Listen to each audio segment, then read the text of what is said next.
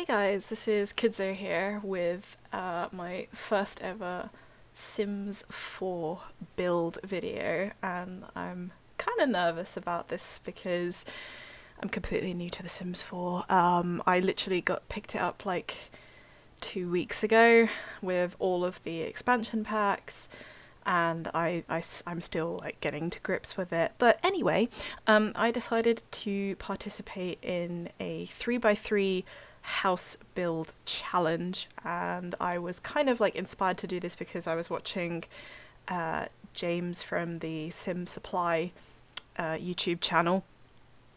I was really enjoying his build videos and just loving his commentary, loving his inspiration, his just everything about it is really cool. Sorry, I'm just sucking up to James quite a lot right now. So yeah, I really wanted to do a 3x3 build, and part of the reason I wanted to do a 3x3 house build is basically given my sort of background and like how my life has panned out, and I thought I'd kind of like talk about that briefly. So I have just kind of I'm nearing the end of education. I'm 24, nearly 25, which is terrifying. I've just been doing a master's degree, and I did a bachelor's degree in video games art, which had me using a lot of like Unreal Engine, creating environmental assets, prop assets, anything I wanted really. And I've always been like a lover of the Sims games as well over the many years during my upbringing, all the way until now. And basically, while I was living at my sort of like halls of residence and things like that across my university life, I was living in really tiny spaces. I would say my partner, who I met at university, was probably living in the smallest space I've ever seen in my life. And I felt like that this 3x3 build by the end of it kind of represents that space.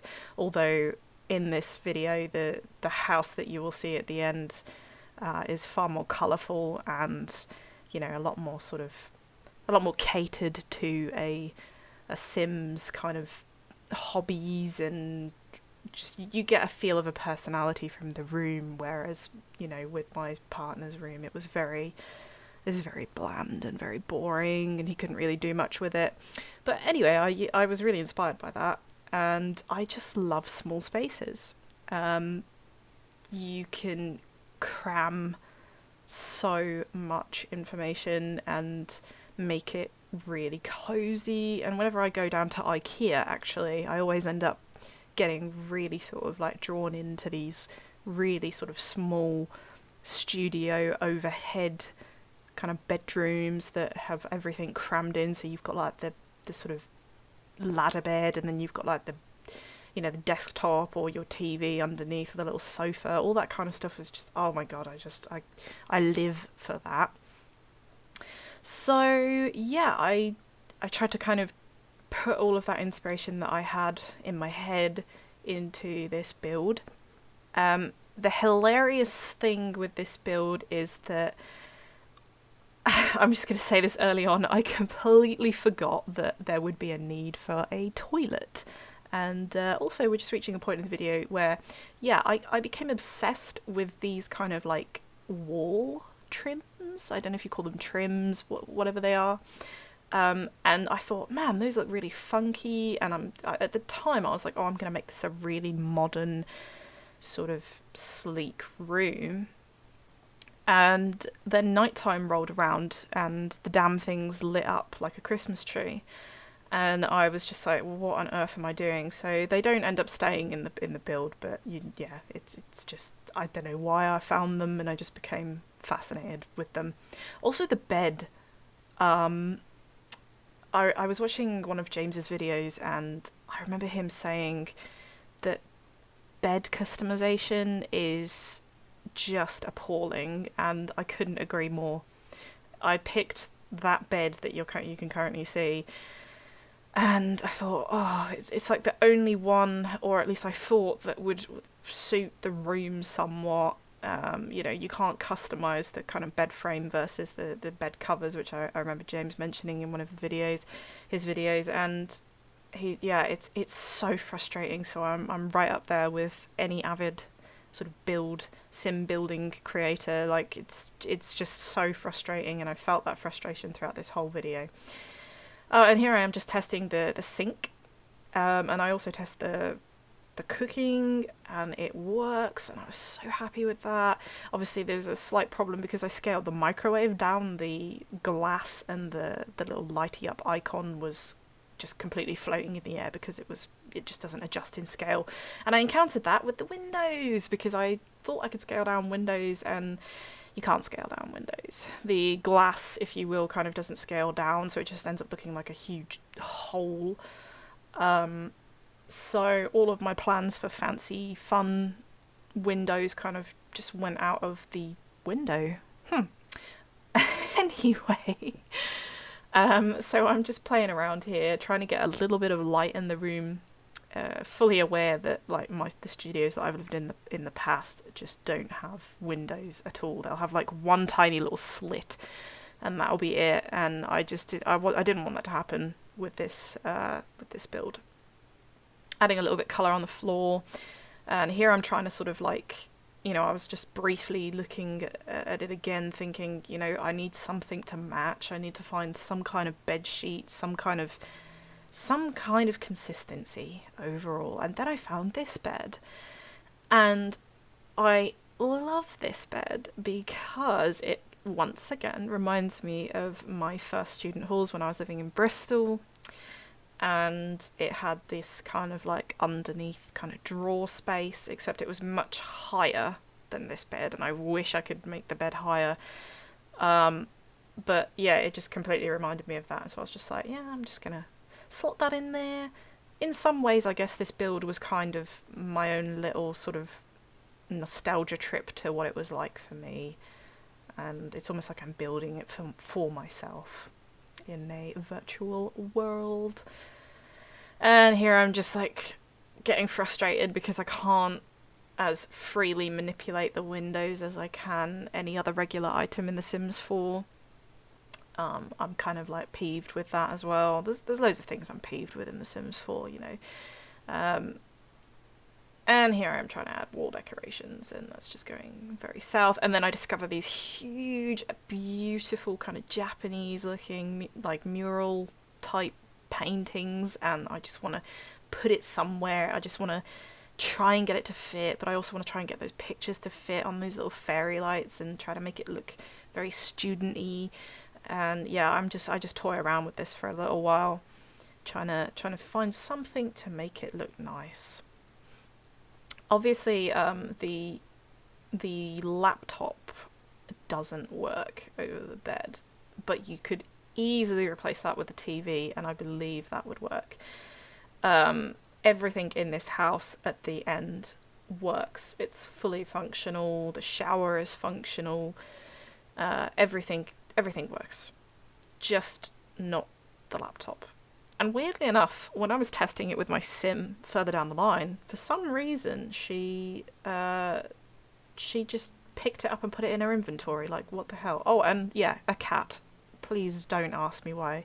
I just tried to put a cat statue up on that shelf, and it looks stupid, and I don't know why I thought that would be a good idea. Anyway, yeah, for some reason she put the laptop and the microwave into her inventory just randomly. And I was like, where's my laptop gone? I was like, did I delete it? What did I do with it? And then later on I found it in the inventory.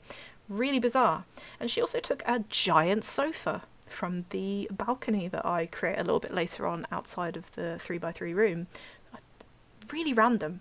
Don't know why. There's probably some kind of technical reason why, but yeah, no idea. So yeah, for a while I put these like two shelves sort of like slotting over each other.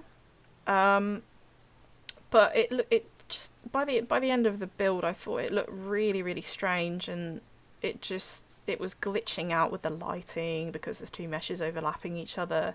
So I actually just compressed this down to one shelf at the very end. And again, I'm trying to be considerate of the space and just I'm trying to make it feel as cozy as possible. And yeah, here you go. I put the bookshelves in, which also, by the way, work. They're fully functioning bookshelves. She walked into the house and pulled a book off of it, sat down on the bed. Although she was more inclined to go and sit out on the balcony, which is a fair shout because the balcony that I create is far more comfortable looking, I think, in my opinion. Obviously, like I'm doing all of this. All of this is capable with the BB dot move objects on and the testing cheats true, which allows me to scale things up and down. I try to limit the amount of scaling that I do because eventually you start to think that things just don't look realistic in proportion size. They just don't make sense for, the living space. So I try to kind of avoid that, and I just use the move objects because that's just the most handy dandy thing ever to have. I think obviously without that I wouldn't be able to make those shelves that sit above the bed. And yeah, here I am just kind of decorating the outside, trying to think like how can I make it look quite naturalistic, nature inspired. And oh yeah, so the bushes. Again, remember that I'm kind of new to The Sims 4. I didn't realise that you could get toilet bushes. And so I'm fully aware that the sim is a female, but I gave her a toilet bush in sacrifice so that she could at least have a shower in her house. Because that's, that's kind of standard. It needs to happen. Arguably, I could ditch the shower, and I could just put a toilet in there, but the toilet wouldn't have a door, and I know how awkward I feel like when I go to people's houses and you go to the bathroom and it's like, oh god, like you just you want to be as quiet as possible. This might be a bit TMI, but I feel like people can relate to that. So I was like, I'd rather put a shower in the house than have the toilet. So instead, you've got two bushes outside that you can go pee in. It will be really funny though, if I actually play this Sims life and people start walking past and they start using those bushes outside the house. I could imagine how frustrated I would be if people started doing that to me outside of my home.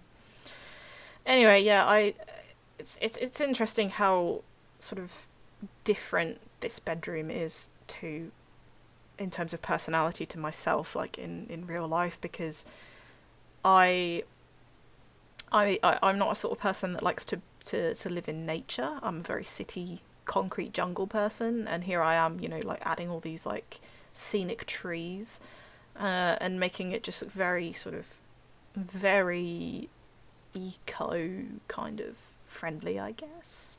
But it's not something that I would be into, like collecting all these plants and stuff. It's just not my thing.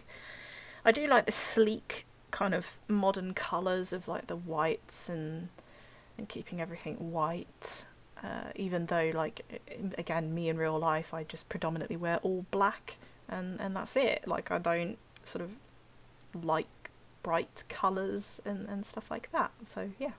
Anyway, I went on a bit of a tangent there. Purple is like one of my favourite colours, and I think that's probably why I picked it overall for the sort of wall interiors and the kind of the colour scheme that goes on. And I didn't realise for the longest time, you'll probably be like, oh my god, Laura, how could you not realise that? But I didn't realise that I could actually toggle the light intensity and the colour of the lights. So for quite some time you'll see me just kind of like, I'm constantly looking at this painting and I'm like, why is it not coloured, coloured, why is it not bright? And so I just shoved this candle in, hoping to give it a little bit of colour. And yeah, here I am like trying to change the colours of the candle, and I'm like, how do I do that? And then I realise I can turn the lights. I can actually turn the lights to be a certain colour. So yeah, as I said before, I'm sort of setting the mood. I'm setting it to this kind of purpley, somewhat I don't want to say pastel because I feel like that's not accurate, but just giving it this really nice purpley kind of colour scheme, purple, white, blue. Again, I'm trying to sort of make sure that the blue bed sheets don't look stupid, that they don't look like they're sticking out on their own. So I'm trying to sort of be careful with the lights and make sure that they're not extremely purple. I don't want to go absolutely ham on the purple, but I need to make sure it all kind of flows together. Actually, I think I end up sort of like replacing that fridge because the fridge was I just thought it looked a bit tacky, and I was like, my sim can be a little bit more fancy than that. So I think I end up replacing the fridge. And I'm just kind of trying to decorate little bits and bobs. You got the towel there, and I was still so amazed that the sim would actually get into the shower in that small little gap, which was just beautiful. And so yeah, here we go, adding the little towels. I thought that was quite a nice little feature. I also tried to replace the cabinet here because the cabinet obviously has drawers, and the drawers kind of bleed into the fridge. I couldn't find a cabinet that would be the right colour scheme, and even the one that's there isn't entirely okay because it just looks really dark compared to the rest of the appliances, and shoved a bin outside because there's no space for a bin inside. And yeah, I'm trying to play around with like a modern mailbox, but the house isn't modern-ish from the outside, so eventually I just stuck with the mailbox that's all the way on the left-hand side over there. I just didn't realise that I could pick it up and move it because I'm just a complete noob when it comes to The Sims 4. So yeah, overall, like, there's just a little bit of cleanup that I'm doing here, just trying to make sure I've got every little feature possible. And I end up replacing this extremely extravagant table because I was just like, okay, she might be like a modern sort of relatively wealthy sim, but I was like, that table just looked way too intense. And then when I scaled this table down, I ended up with a problem where like all of the ornaments were just hovering over the table, and I couldn't sort of like drop the ornaments down. And I really liked this sort of light, fairy light tree. I've actually got one of these from IKEA at home.